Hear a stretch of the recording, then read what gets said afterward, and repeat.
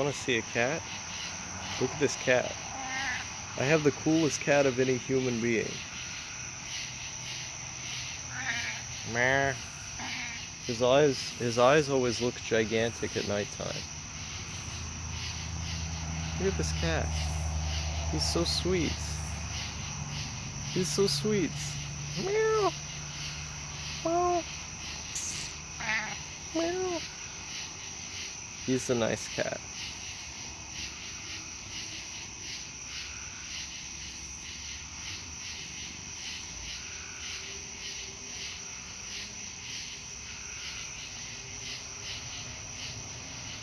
You want to listen to the sound of a quiet star voice.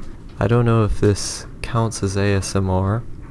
Maybe it's something akin to it, but I'm out here trying my best in a noisy house with thin walls where I can easily be heard and I can easily hear all that's around me. This is that ASMR thing. That speaking quietly thing. I still don't know what ASMR is, so I assume it's just people speaking quietly. I know the people who are listening to this who have strong opinions on ASMR are going to yell at me immediately for saying that. But please, please, I'm but a small ooh-woo emotional being. I was thinking about that 4-hour video that I posted just now, the Ojimanjaro Doremi one, and how in the midsection of the video I talk pretty ardently about the idea that most likely I will never get a relationship, even though I see it as something that I have to strive towards. Like, I really wanted a boyfriend at the time. When I made that string of clips about romance in that video, like a lot, and I was trying as hard as I could to ignore it and to simply not pay attention to those feelings that I had, act like they weren't there like I always have. I mean, I act like my own sexuality isn't there, like porn, for instance. I'll just choose not to look at porn for months and months at a time. And there was a time when my libido was completely killed by antidepressants, but I suppose nature just reversed it over time, and then I ended up okay. But you look throughout my history, Star's history, and there's a lot of this kind of repression. The sense that I'm not going to allow myself to feel these things. And I think a part of it was, for example, I didn't jack off until I was 14 years old, and it was to gay stuff. It was to gay stuff was the first thing I jacked off to. And I hid this from the people who were around me and my friends at the time. It was an active secret, and I kept acting like when the topic of sex would come up, that I was just the most perverted person who could ever exist.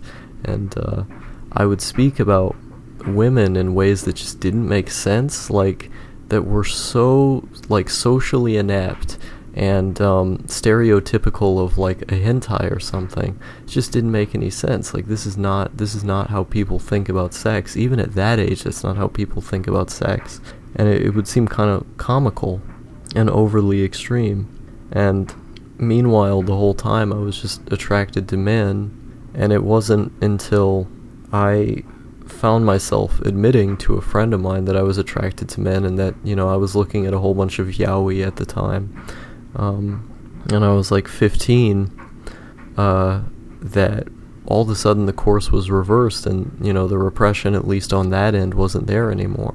But there's always been this lingering sense of disgust with my own body, of course due to dysphoria. I feel uncomfortable that I have a penis, for example. It just makes me uncomfortable. I don't like it. It upsets me. Looking at my own body sometimes I just cry. And these aren't things that have a logical justification, but they're just how I've always felt. And it's not something that I can remove. Now, when I look at myself and I see the fact that a feminine body is not in the place of the one I have, I get really upset. I always have. And I've tried very hard to act like that isn't the case. To act like, no, I'm not disgusted with my own body, I'm just asexual. No, I'm not attracted to men, I'm just asexual. No, I don't want anything to do with sex, I'm actually just a loner. No, I'm not interested in having any kind of relationship. I can't even feel relationships. I can't even feel romance. I don't want any part of it. No one would mean anything to me. I'm just a neat. I'm just a loner. I'm just a hermit. But you keep seeing over time the mask coming off, and then, me saying that it is something that I want. It's something that I wanted this whole time. You can only act like you don't want it for so long until it comes out. And with my video, Letting Go for Love, it was really just the culmination of letting go of all of this suppression, letting go of my desire to remain a man, medically speaking. Letting go of my desire to be alone and be away from potentially being hurt. The sense of uncomfortableness that I had about romance was not the same after I came out, because now all of a sudden, I could, in the context of a relationship, I would be seen and recognized in the way that I've always wanted to be recognized. It actively pains me. I feel bad when I'm referred to in a masculine way. When I'm referred to as if I were a man, it makes me upset. But when I'm referred to the opposite, as if I were a girl, I get really happy. I smile. I feel comfortable. There isn't the lingering sense that something is wrong. And I think part of my aversion to relationships, other than the desire to not get hurt, the strongly held desire to not get hurt at that, is also that sense of being uncomfortable about my own identity. That if I were in a relationship with someone, I may be very attracted to them, but at the end of the day, they're referring to me as someone who I do not feel that I am. And in order to be in a relationship with someone, you kind of have to be honest with them. You kind of have to be open with them about who you are, or else something just feels wrong.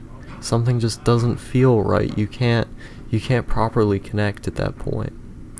And so as soon as I came out, all of the sudden I felt open to the idea.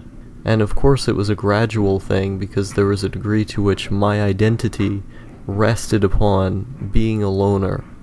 Being the neat character on YouTube, the YouTube character star, which you've probably heard me break down in other videos, the problems with that. But, in that video, Letting Go for Love, once I was able to let go of that attachment and accept the potential to be happy, accept the potential to have a positive relationship with another person, it was just me continually going through the motions of accepting more and more of these aspects of myself, until now, when I feel comfortable with a lot more feelings that I've always had than I ever have. Now I can be sensitive with other people without feeling like I'm being a cringeworthy burden or retarded. I can say in earnest that I want to love someone, that I do love someone, and that feeling love for that person is probably the best thing that I have in my life right now.